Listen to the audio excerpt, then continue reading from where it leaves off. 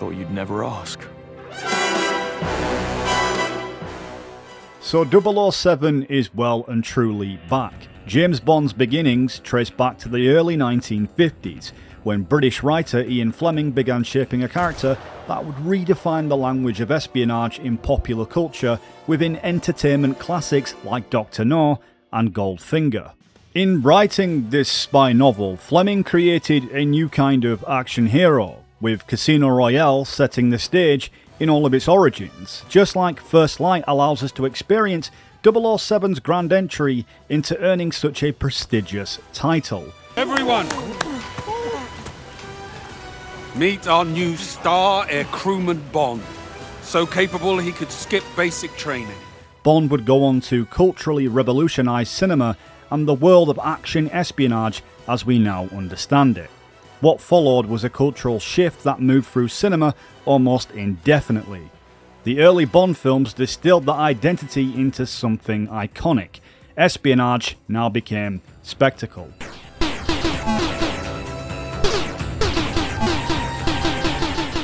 But it was never lost within its roots intention and methodical intrusion. The image of Bond, composed, silent when needed, lethal when necessary, and pulling off the impossible, became the blueprint for the action hero we understand. A true one-man army.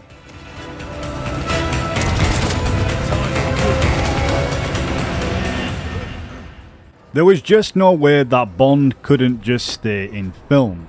It spilled directly into video games quite naturally. What began as adaptation eventually turned into influence. Stealth action as a genre started to form its own identity around the same principles Bond had already normalised decades earlier.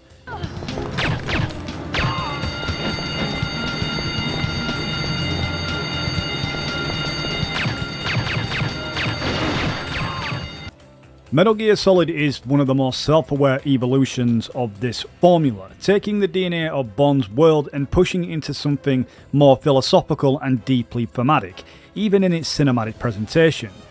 And even its openings has an orchestral escalation that carries echoes of Sean Connery's era of Bond, particularly the controlled elegance from Russia with Love. From Russia with love, I fly to you. Crime, it's the way I fly to you. Aside from the Bond movies, the MGS series defined the era of cinematic gaming for action espionage games. To the all-iconic structure, to an explosive opening, for a hair-raising musical orchestration to capture the audience sense in the most powerful ways possible. Even games like Siphon Filter, Deus Ex, translated espionage into interactive pacing and tactical engagement. Later, games like Splinter Cell refined that structure into pure shadow-driven design, which became a mechanic of survival, and unique storytelling that not only defined these characters, but I'm sure there's much more you guys can think of. That same energy defined an entire generation of players before the industry shifted towards demands for games in different genres and AAA settings, which is why returning to this lineage now feels more significant than ever. The stealth action espionage genre was never dying, it was just resurfacing its way to infiltrate its rightful place back into gaming. 007 burst its way into gaming back in 1983 on the Ataris and Commodore 64, only to further evolve into some of the most iconic titles we've ever had the chance to experience throughout the years on several consoles. Before stealth games became cemented as a genre, for many players it all came back to GoldenEye 007 on Nintendo 64.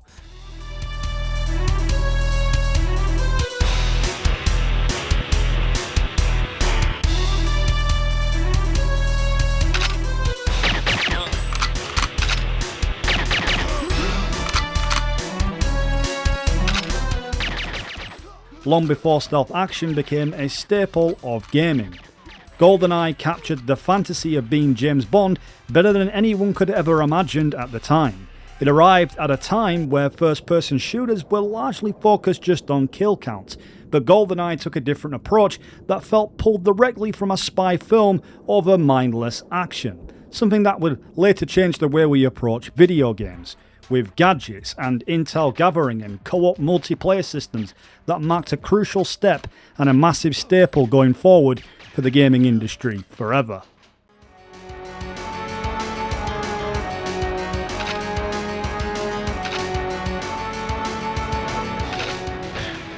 Bond games would go on throughout the years, changing developers from EA to Activision, back in an era when these companies truly valued creative quality and consumer enjoyment other than just a simple paycheck. Before 007 First Light, the last major Bond game was 007 Legends, released all the way back in 2012 to celebrate the franchise's 50th anniversary. It's a game that's a culmination of events of the movies that have happened over the years, but with Daniel Craig being the lead protagonist.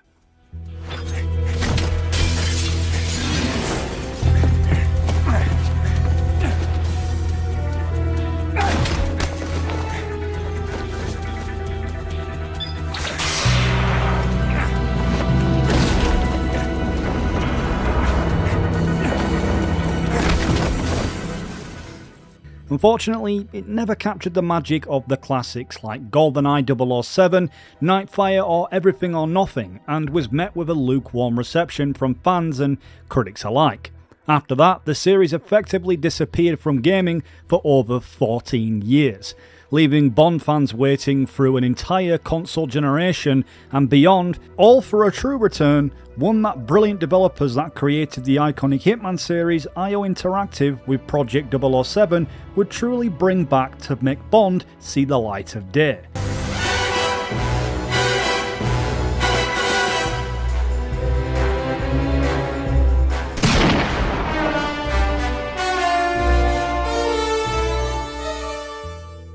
Post-Bloodstone era, I reckon that was the moment Bond games lost their identity, just chasing contemporary shooters at that time. All until now.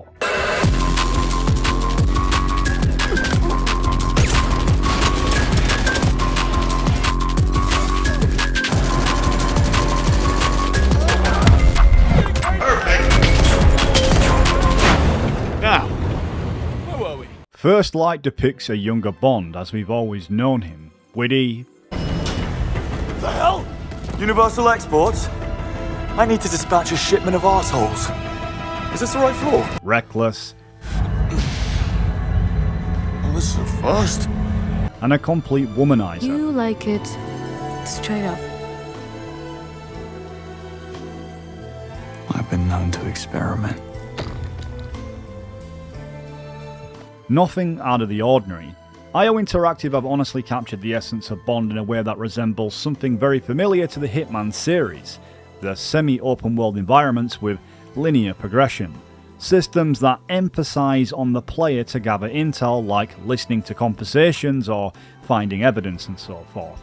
Everything feels familiar to Hitman, including the HUD menus and instinct viewer that allows us to see enemies, albeit in much better fashion, and technological explanation in First Light. Directly tied, of course, to the gadgets. I, as many going into First Light, assumed it was going to play exactly like the reboot of the Hitman series, both mechanically and in the physical. Yet, IO Interactive have indeed created something that feels unique and very satisfying to play. Movement doesn't feel restrictive, but responsive. It's a blend that's shaken up everything that makes this a compelling stealth espionage experience. Bond feels like an operative than just an outright Hollywood action badass. The elements of Hitman allow the game to pace itself into something unmistakably James Bond.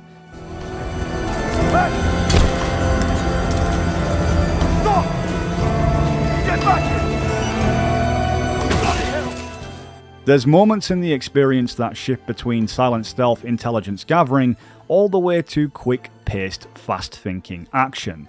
It's completely in the polar opposite of Hitman, because unlike James Bond, we see Agent 47 as a more covert operative that works closely in the shadows, that does way much better doing things stealthily than he does being caught in the action like 007. down. Devereaux is no longer a threat to the Carlyles, or anyone for that matter. Find an exit. I'm transferring the funds now. IO Interactive, unlike Hitman, have found the medium to perfectly digitally fuse both gameplay and story cohesively without taking you out of the loop.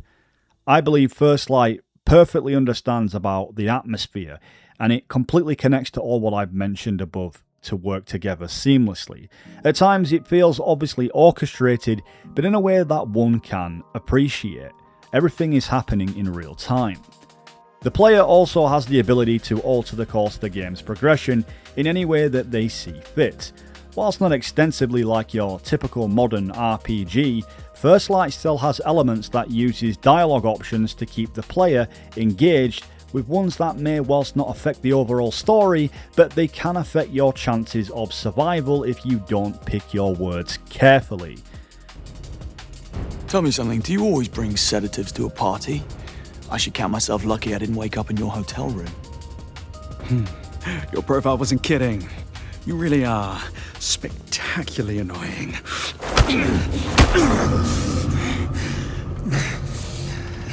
Quick time events do exist, but they're very minimal in ways that we have seen in previous Bond games that use this function. First Light uses it in cinematic moments rather than forcefully relying on it at all times. It just doesn't get in the way of the brilliant combat that flows freely. This was something that plagued Resident Evil 6 if you guys remember. First Light's presentation, like other Bond games, is luxurious and flawless, yet beneath its appearance, its personality has plenty of substance to make it a great espionage game. While some of the details may not be as polished or realistic unlike other games, it unapologetically doesn't need to be.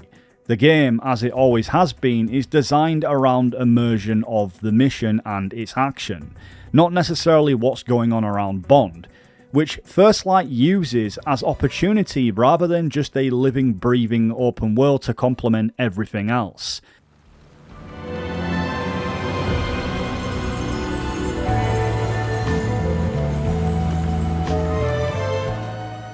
Rather than just standard progression that we're used to from the original James Bond games, the Hitman functions allow the player to feel more immersed in that mission. For example, one part of First Light sees us dropped into a place called Aleph, basically the capital for the black market trade where everything and anything is sold. In order to speak to the main boss, Bond can do differing tasks to take and make enough money to gain entry. There isn't many points in the game like this, but just enough to keep us invested. Rather than just being a simple tourist passing by, you get to see the world in which First Light has to offer and make somewhat of an impact to progress.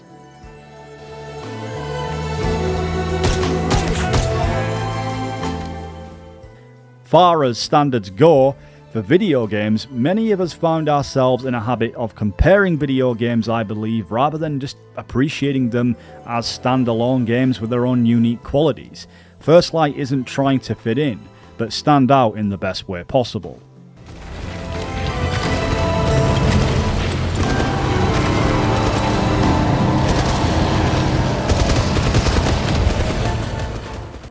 Gameplay is one of, if not the best quality about First Light. Within its epic opening and introduction is the starting point of the game that acts like a tutorial without making it far too mundane, perfectly weaving in the threads closely tied to the story. Infiltration and stealth do become crucial just as firing a weapon, something that many critique about First Light's lack of usage when it comes to guns. But only a small portion of the game doesn't allow the player to use them, really up until Bond becomes an official agent working for the MI6, where he earns the privilege, as a typical Bond motive, a license to kill.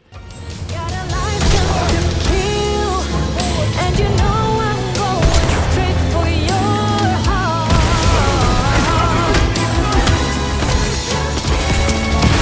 Got a license to kill anyone who tries to tear us apart.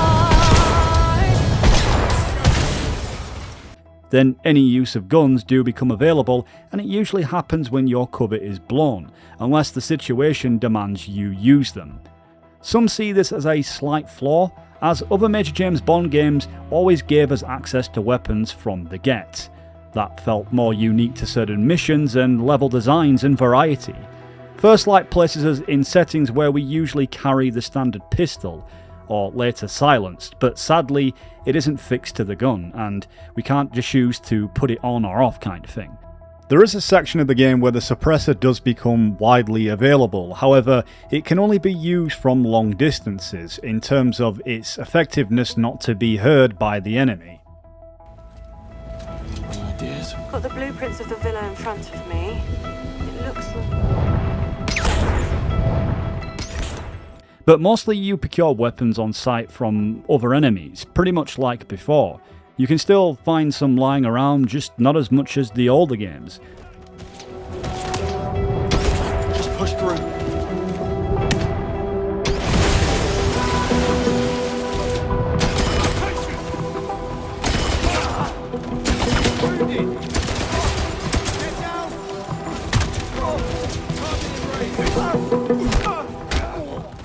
Weapon customization isn't a thing like 007 Legends that allowed us to upgrade and add attachments when finding MI6 weapon trunks scattered throughout the maps, a feature I so wished they would have added. Despite this, First Light doesn't make guns available so instantly. It is of course entirely subjective to each player if this is a good move. However, it doesn't remove the enthralling cinematic experience that leads to firing off a few rounds later on, whenever that be for a high score at Q's lab or some everyday mercenary group that's shooting at you. But everything works well. There's even like an Easter egg where one can even skip a part of the tutorial by doing ironically what the mission implies, doing the unexpected.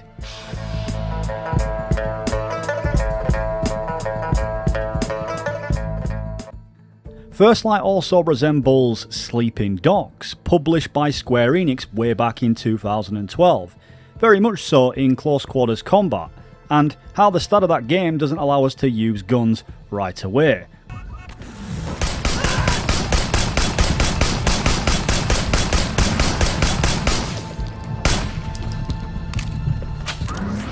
Just like Sleeping Dogs, First Light makes everything else so interesting that savouring a badass gunfight for later is much appreciated. First Light instead focuses mechanically on one of the best fighting systems without making the controls too complicated at first, because they can get overwhelming for the lack of know-how, which soon then just becomes second nature once you get used to how the game plays. It's really fun just using the hand-to-hand combat before just relying on weapons, something that Sleeping Dogs did way back in the day. He took his weapon!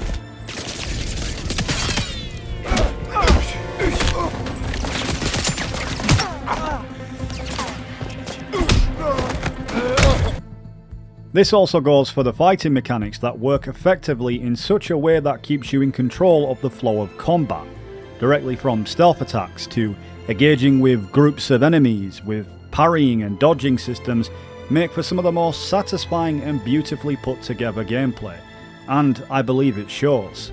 From charging and disarming the enemy once your gun has run out of ammo, or temporarily stunning an enemy to deal with a larger threat, combat constantly flows in the most comfortable way while still remaining challenging.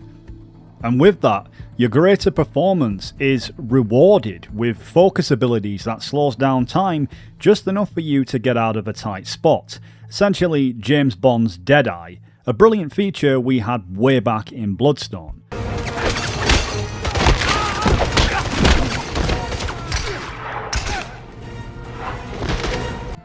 Whilst the moveset isn't overly complex, like the brilliant Matrix game way back on PS2 if you guys remember that, they still make enough of an impact that it's nicely presented. Several features keep you locked in at all times, like grabbing enemies and using them as bullet sponges, when many are shooting at you from afar, and even using your environment to your advantage, which leads me to the next best part of the whole 007 experience: gadgets.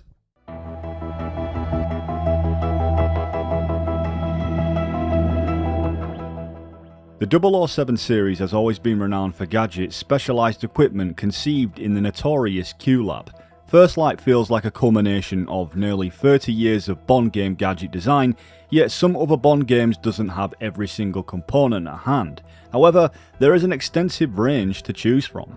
First Light features pre-mission gadget selections and loadouts, which is super useful depending on what gadgets are suitable for that mission. At first it's very limited, but over time you can carry so much more. The functionalities are very self-explanatory. First Light altogether has 8 gadgets, counting in the Q lens that reveals enemies through walls, and points of interest and objects that are all hackable. The Q watch is what makes that possible, and it's all very touch and go. Stealth infiltration makes gadgets a big necessity. The watch can help shut down surveillance cameras and turn on electric devices as distraction tools. That, combined with the classic laser watch, is a huge component over the series that makes a big difference in infiltration methods. This also goes for blinding enemies or your simple civilian to pickpocket essential clearance tools. The same applies to the dart phone as well, that causes enemies to leave patrol routes, opening new paths. Something I believe they borrowed from Hitman. When you poison someone's drink, it allows you to take out the target much easier away from the public. Whoa! Other items like the shockwave camera can also blind groups. Some with the smoke pods that creates a perfect chance to sneak into heavily guarded spots, and the flash mines that act as a sticky semtex that shock different enemies, especially useful against brutes because First Light introduces a slight enemy variation with weaknesses to give us the incentive to use such tools. And then last, and by far my favourite, has to be the missile pen that just tears apart anything in your way. First Light combines all of these gadgets and makes them key tools to help the player navigate in any way they see fit. They don't just become tools only used for specific points like previous entries, they're tied directly into combat seamlessly, whilst giving them their original functionality, just like the laser to open vents. But unlike most gadgets that had unlimited usage, First Light encourages you to go around and find components to collect through looting systems to recharge your equipment. It's sad to see that not every beloved gadget returns, like the Q-Claw from Agent Under Fire, which allowed Bond to reach rooftops and inaccessible areas, then extended into Nightfire, the game that fans regard as the peak of gadget-focused Bond gameplay, all the way to Everything or Nothing with the remote control Q-Spider, acting as somewhat as the Mark II from MGS4. Even the epic Q-Copter from Russia with Love. Although some components are missing, the ones given are useful, and I'm sure with the series going forward, some more creative gadgets will be seen. The great thing about First Light's combat is when things go wrong, combat complements stealth rather than replacing it. Every mechanic works in tandem exceptionally well. Truly a great way for players to experience Bond once again. Hopefully they add a first person function, because I'm sure many of us fans would welcome that.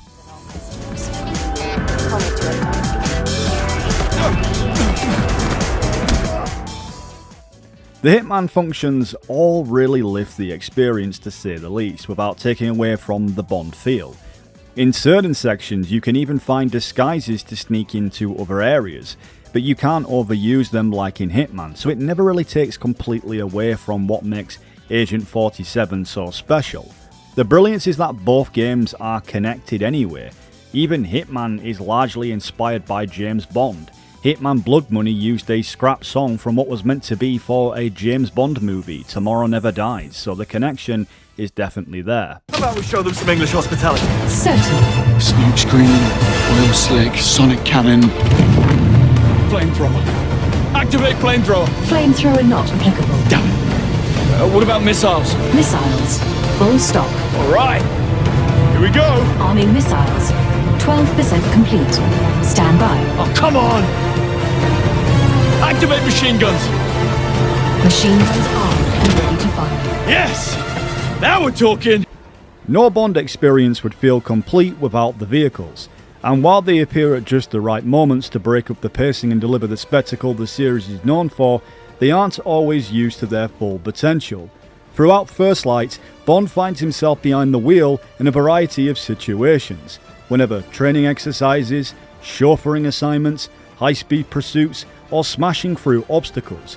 Yet, surprisingly, one of the franchise's most iconic ingredients feels somewhat underutilised. The Aston Martin Valhalla, despite its prominence throughout the game, is rarely given the opportunity to truly shine, outside of a brief sequence within the lab.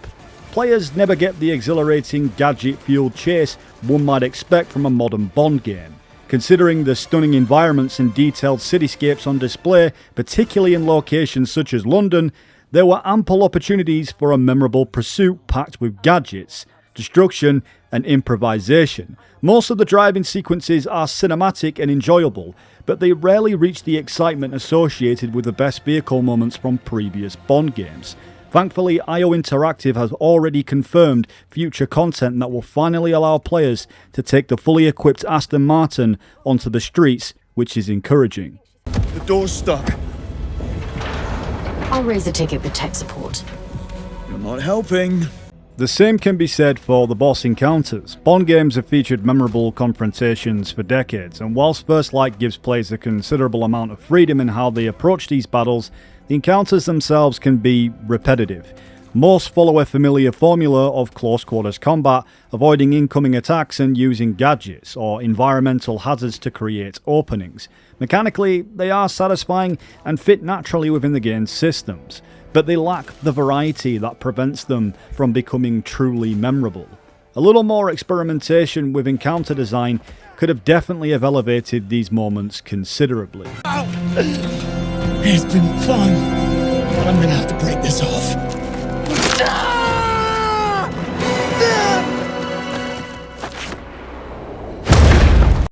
First Light's environments and visuals are nothing short of stunning. Atmosphere has always been essential to Bond, and IO Interactive understands that from the moment the game begins. The lighting, the scale and attention to detail is creating a world that feels every bit as luxurious and dangerous as a modern 007 adventure should. In true Bond fashion, the game takes us across the globe, from the streets of London to the jungles of Vietnam, the island of Malta, then the frozen landscapes of Iceland and beyond. Every location feels distinct and memorable. It's this variety that gives First Light its sense of adventure, constantly placing Bond in new situations and unfamiliar territory. Many of these locations are home to the kind of enormous villain layers Bond is famous for infiltrating. Their sheer scale helps sell the importance of the mission, with players climbing and traversing and finding creative ways than simply walking through the front door, very similar to the Uncharted setting. The result is a constant sense of progression and discovery. Completing it all is a soundtrack that honestly perfectly captures the spirit of 007. Elegant and orchestral themes sit alongside the more colder, more covert sounds that reflect IO Interactive's espionage roots with Hitman. Whenever attending a lavish gathering, infiltrating a hostile facility, or escaping a dangerous situation, the music always seems to arrive at exactly the right moment. Like the best Bond films and games before it, First Light understands that style matters. Use them.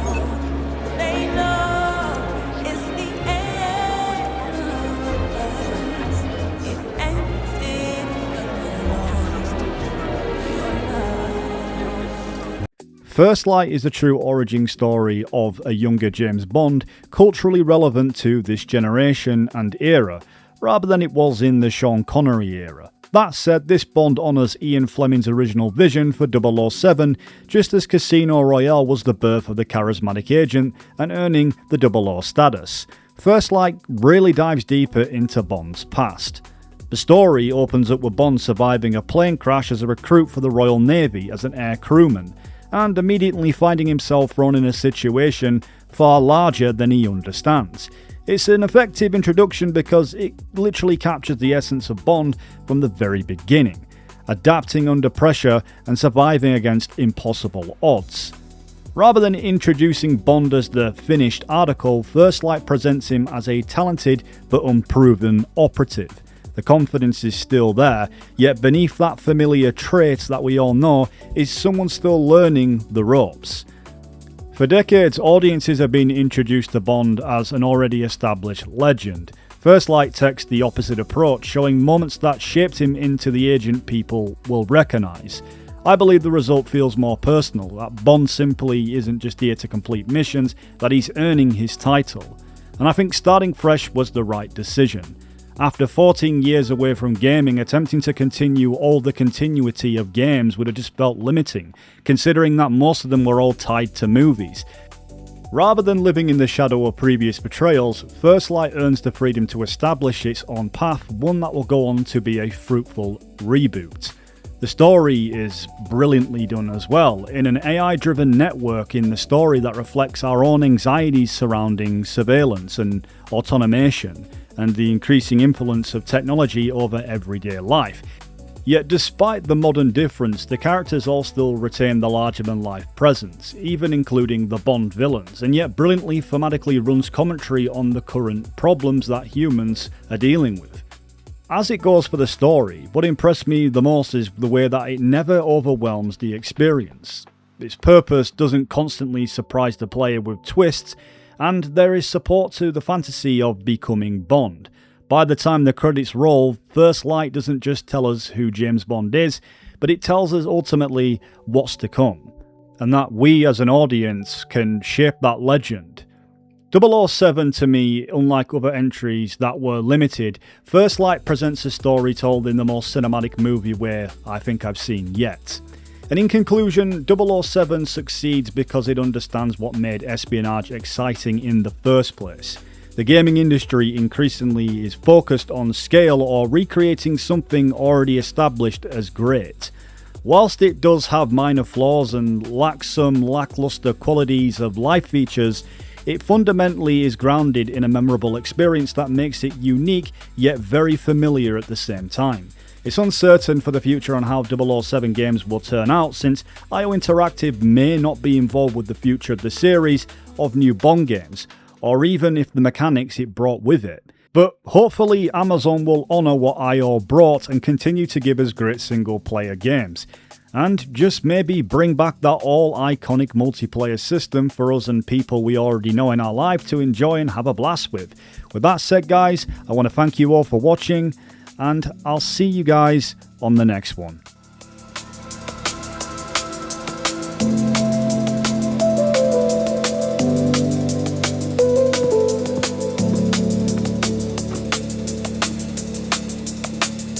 The service was beautiful. I particularly enjoyed the bagpipes and rifle salute. Yes. Well, Webb was a national treasure, nothing less would do.